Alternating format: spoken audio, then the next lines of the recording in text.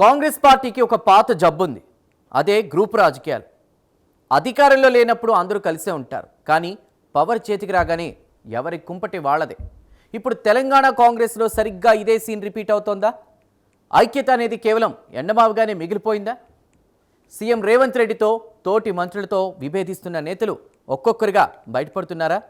తాజాగా మంత్రి Konda Surekha, senior MLA Kadiyam Srihari మధ్య రగులుతున్న వివాదం ప్రభుత్వంలో కలకలం రేపుతోంది. తన శాఖపై కడియం ఎలా సమీక్ష చేస్తారంటూ సురేఖ ఏకంగా సీఎంకే లేఖ రాయడం ఆధిపత్య పోరుకు అద్దం పడుతోంది. అసలు కాంగ్రెస్లో మంత్రులను ఎమ్మెల్యేలు లెక్క చేయడం లేదా, లేక తెర వెనుకుండి ఎవరైనా నడిపిస్తున్నారా? కేబినెట్ భేటీలో సీఎంను మంత్రి ఉత్తమ్ నిలదీయడం, మీనాక్షి నటరాజన్ నామినేషన్ తిరస్కరణకు తెలంగాణ నుంచే సమాచారం లీక్ అవ్వడం, ఇవన్నీ చూస్తుంటే కాంగ్రెస్లో అంతర్గత ప్రజాస్వామ్యం శృతిమించి క్రమశిక్షణారాహిత్యంగా మారుతోందా? అధిష్టానం ఆశీస్సులతోనే కొందరు జూలు విదులుస్తున్నారా? చూద్దాం ప్రైమ్ 9 బర్నింగ్ ఇష్యూలో.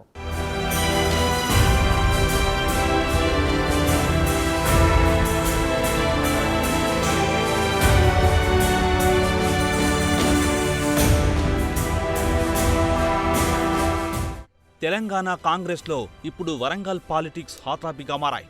మంత్రి కొండా సురేఖ, సీనియర్ ఎమ్మెల్యే కడియం శ్రీహరి మధ్య పచ్చగడ్డి వేస్తే భగ్గుమనే పరిస్థితి నెలకొంది.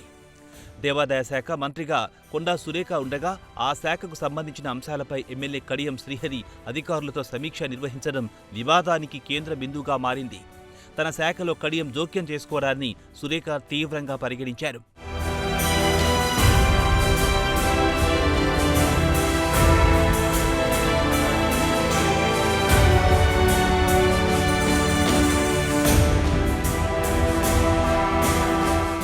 ప్రోటోకాల్ ప్రకారం ఒక మంత్రి శాఖలో ఎమ్మెల్యే నేరుగా జోక్యం చేసుకోవడం, అధికారులకు ఆదేశాలు జారీ చేయడం నిబంధనలకు విరుద్ధం. ఇదే అంశాన్ని ఎత్తిచూపుతూ మంత్రి కొండా సురేఖ ఏకంగా ముఖ్యమంత్రి రేవంత్ రెడ్డికి లేఖ రాశారు. కడియం తీరుపై తీవ్ర ఆగ్రహం వ్యక్తం చేశారు. ఈ పరిణామం కాంగ్రెస్ వర్గాల్లో తీవ్ర చర్చకు దారితీసింది. అసలు నేతల మధ్య పొసగడం లేదా, లేక సీనియారిటీ పేరుతో మంత్రులను ఎమ్మెల్యేలు లెక్క చేయడం లేదా అన్న ప్రశ్నలు ఉత్పన్నమవుతున్నాయి.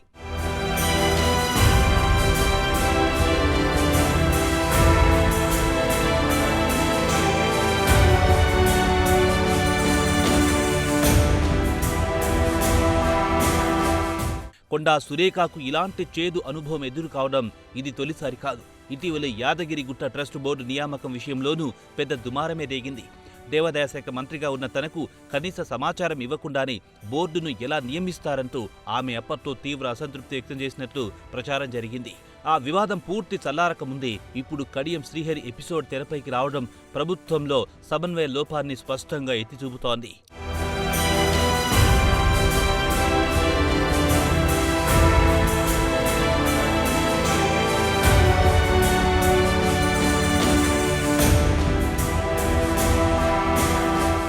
ఒకరి శాఖలో మరొకరు వేలు పెట్టడం కాంగ్రెస్ ప్రభుత్వంలో కొత్త ఏమీ కాదు. గతంలో ఇలాంటి ఘటనలు కేబినెట్లో చిచ్చుపెట్టాయి. అయితే ఇప్పుడు సీనియర్ ఎమ్మెల్యేలు సైతం మంత్రుల శాఖల్లో జోక్యం చేసుకుంటూ హద్దులు దాటుతూ ఉండడం వెనుక అసలు కథేంటి? ఇది ఎమ్మెల్యేలకు పుట్టిన బుద్ధా, లేక ప్రభుత్వంలో తెర వెనుక ఉండి ఎవరైనా ఈ పొలిటికల్ డ్రామాను నడిపిస్తున్నారా? Let's continue.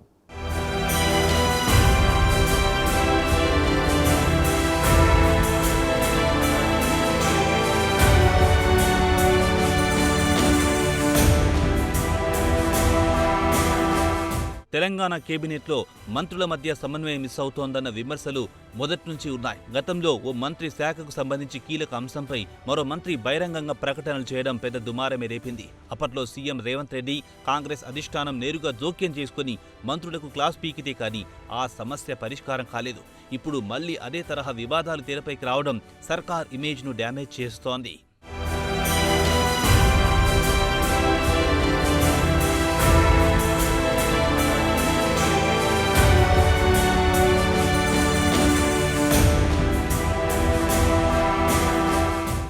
మంత్రుల మధ్య వివాదాలు ఒకేటైతే ఇప్పుడు సీనియర్ ఎమ్మెల్యేలు సైతం మంత్రుల నిర్ణయాలను సవాల్ చేయడం, వారి శాఖల్లో పెత్తనం చెలాయించాలని చూడడం కాంగ్రెస్లో కొత్త టెన్షన్కు దారి తీస్తోంది. ఇది కేవలం స్థానిక ఆధిపత్య పోరు మాత్రమేనా, లేక ఈ ఎమ్మెల్యేల వెనుక ప్రభుత్వంలోనే ఉన్న కొందరు పెద్దలు ఉండి నడిపిస్తున్నారా అన్న అనుమానాలు వ్యక్తమవుతున్నాయి. గ్రూపులను ప్రోత్సహించడం ద్వారా తమ పట్టు నిలుపుకోవాలనే పాత కాంగ్రెస్ ఫార్ములా ఇక్కడ అమలవుతోందన్న చర్చ నడుస్తోంది.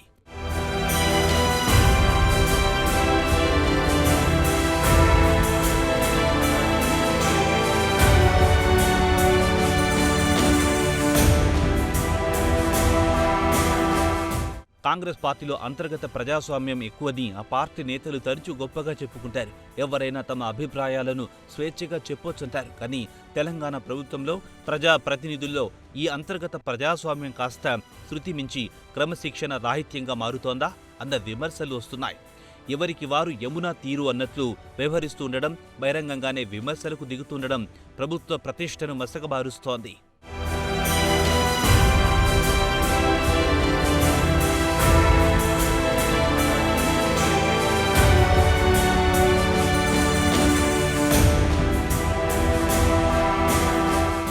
మంత్రుల మధ్య సమన్వయ లోపానికి తాజా కేబినెట్ భేటీ ఒక పర్ఫెక్ట్ ఉదాహరణగా నిలిచింది. మూసీ ప్రక్షాళన, ఇతర కీలక అంశాలపై చర్చ జరుగుతున్న సమయంలో సీనియర్ మంత్రి ఉత్తమ్ కుమార్ రెడ్డి ఏకంగా సీఎం రేవంత్ రెడ్డిపైనే ప్రశ్నల వర్షం కురిపించినట్టు వార్తలొచ్చాయి. ప్రతిపక్షాల్లా మాట్లాడితే ఎలాగన్నా అని మరో మంత్రి ఉత్తమ్కు కౌంటర్ ఇవ్వాల్సి వచ్చిందంటే కేబినెట్లో ఏ స్థాయిలో భిన్నాభిప్రాయాలున్నాయో అర్థం చేసుకోవచ్చు.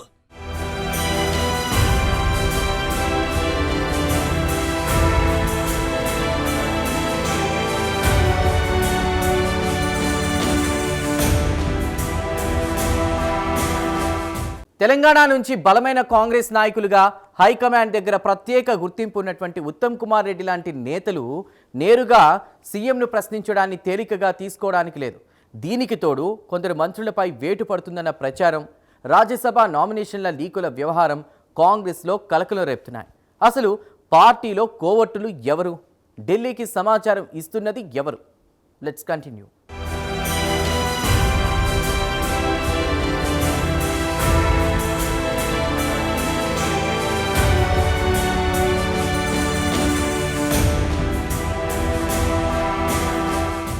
ప్రభుత్వంలో జరుగుతున్న ఈ పరిణామాల నేపథ్యంలో త్వరలోనే కేబినెట్లో భారీ ప్రక్షాళన ఉంటుందన్న ప్రచారం పొలిటికల్ సర్కిల్స్లో జోరుగా సాగుతోంది. పనితీరు సరిగ్గా లేని, వివాదాలకు కేంద్ర బిందువుగా మారుతున్న కొందరు మంత్రులను సాగనంపుతారని కొన్నాళ్లుగా వార్తలొస్తున్నాయి. ఈ ప్రచారం వెనుక కూడా పార్టీలో అంతర్గత వర్గాలే ఉన్నాయన్నది బహిరంగ రహస్యం. ఒకరిపై ఒకరు పైచేయి సాధించేందుకు లీకుల పర్వానికి తెరలేపారు.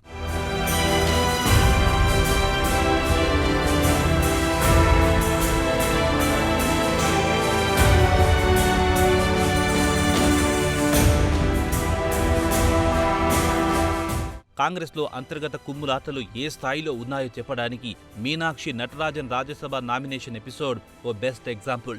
ఆమె నామినేషన్కు సంబంధించిన సాంకేతిక లోపాలను, ఇతర సమాచారాన్ని తెలంగాణ కాంగ్రెస్లోని కొందరు నేతలే ఢిల్లీలోని ఎన్నికల సంఘానికి, ప్రత్యర్థులకు లీక్ చేశారన్న దుమారం అప్పట్లో చెలరేగింది. సొంత పార్టీ అభ్యర్థి నామినేషన్ తిరస్కరణకు గురయ్యేలా తెలంగాణ నుంచే స్కెచ్ వేశారన్న వార్తలు హైకమాండ్ను సైతం విస్మయానికి గురిచేశాయి.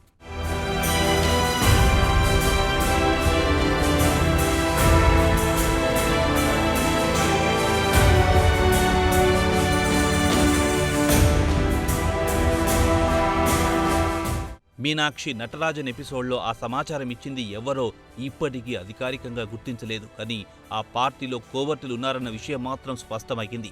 తమకు గిట్టని నేతలకు పదవులు రాకుండా అడ్డుకునేందుకు, ప్రభుత్వ నిర్ణయాలను నీరుగార్చేందుకు కొందరు నేతలు ఢిల్లీ స్థాయిలో పావులు కదుపుతున్నారన్నది వాస్తవం. ఈ కోవర్టుల వ్యవహారం సీఎం రేవంత్ రెడ్డికి ఓ పెద్ద తలనొప్పిగా మారింది.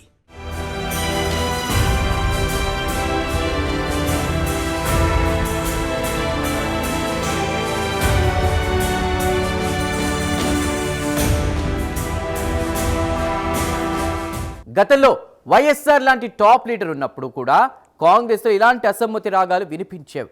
అధిష్టానం పెద్దల ఆశీస్సులతోనే కొందరు జూలు విధిల్చేవారు కూడా. ఇప్పుడు రేవంత్ రెడ్డి విషయంలోనూ అదే హిస్టరీ రిపీట్ అవుతోందా? స్థానికంగా నేతల మధ్య వైరం ప్రభుత్వాన్ని ఎంతలా ఇరుకును పెడుతోంది? ముగింపులో చూద్దాం.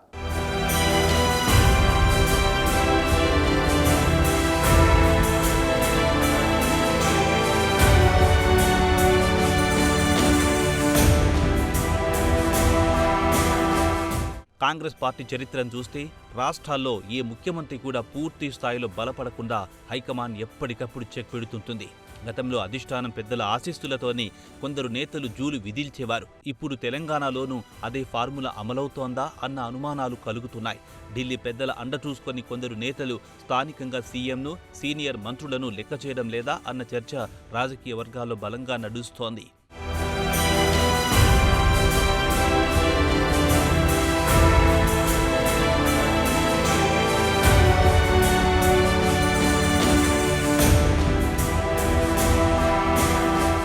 ఒకప్పుడు కాంగ్రెస్లో గ్రూప్ రాజకీయాలు సర్వసాధారణం. పీసీసీ చీఫ్ ఒక వర్గం, సీఎం ఓ వర్గం, సీనియర్లు మరో వర్గంగా విడిపోయి కుమ్ములాడుకునేవారు. 10 ఏళ్ల పాటు ప్రతిపక్షంలో ఉన్నప్పుడు సైలెంట్గా ఉన్న నేతలు ఇప్పుడు పవర్ రాగానే మళ్లీ పాత పోకడలకు పోతున్నారు. స్థానికంగా సీఎం ఆదేశాలను బేఖాతరు చేయడం, తమకు నచ్చినట్టు వ్యవహరించడం ద్వారా కాంగ్రెస్లో పాత సంస్కృతి మళ్లీ తిరిగొచ్చిందన్న సంకేతాలను ప్రజల్లోకి పంపుతున్నారు.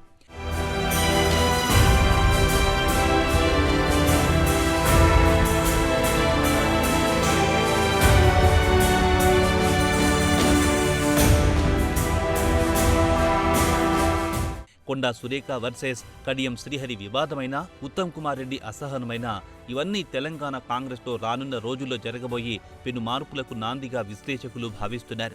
స్థానికంగా నేతల మధ్య ఈ వైరం, ఆధిపత్య పోరు అంతిమంగా ప్రభుత్వాన్ని, సీఎం రేవంత్ రెడ్డిని తీవ్రంగా ఇరుకున పెడుతున్నాయి. ప్రతిపక్షాలకు విమర్శించేందుకు సొంత నేతలే ఆయుధాలు అందిస్తున్నారన్న వాదన పార్టీ శ్రేణుల్లో బలంగా వినిపిస్తోంది.